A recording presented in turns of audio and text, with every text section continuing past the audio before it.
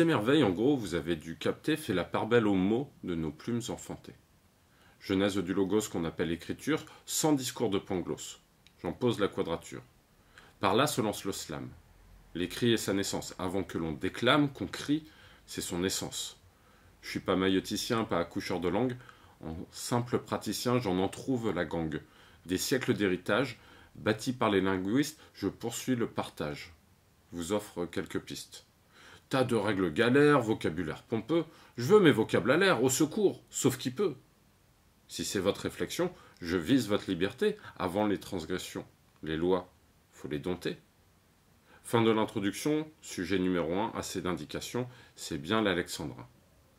Je vous raconte rapidement son histoire. Son premier usage date du XIIe. C'est la Pléiade qui l'utilise en poésie à partir du XVe, puis les auteurs de théâtre au XVIIe. À l'époque, il est très codifié. Il se compose de deux hémistiches de 6 syllabes, séparés par une césure. Des règles l'encadrent, comme la valeur muette ou non du E. Et c'est peut-être de là qu'il traîne une réputation de classicisme. Moi, je crois qu'il souffre d'une signature sonore qu'on a tous héritée. Celle où les alexandrins sont clamés 6 syllabes par 6 syllabes avec solennité. Ô rage, ô désespoir, ô vieillesse ennemie, n'ai-je donc tant vécu que pour cette infamie, et ne suis-je blanchi dans les travaux guerriers que pour voir en un jour flétrir tant de lauriers.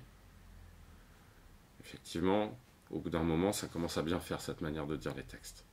Et je vous en parle aujourd'hui parce qu'en fait, c'est une forme de vers qui peut être dite de manière très moderne.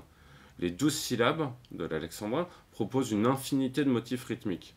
On peut sortir du 6-6 et passer à des rythmes ternaires, quaternaires, voire d'autres motifs, et mélanger tout ça. On peut aussi introduire des alexandrins au milieu de prose ou dans d'autres formes de vers pour changer d'ambiance et d'émotion d'un seul coup.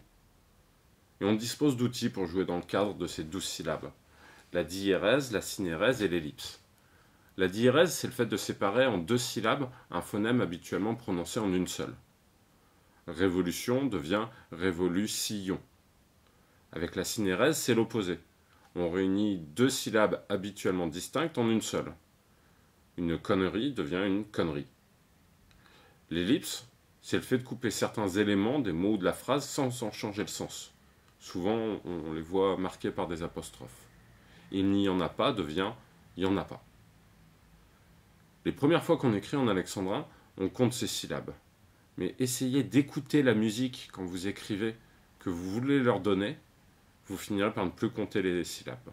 Et le français est sympa, il regorge de mots, adverbes, conjonctions qui font 1 ou 2 syllabes, qui permettent à la fois de préciser le sens et de réussir à atterrir sur ces 12 syllabes par vers. J'espère vous avoir donné envie d'essayer d'écrire des alexandrins et qu'avec ces quelques clés, vous ne perdrez pas pied. Le slam soit avec vous. Salut les potos!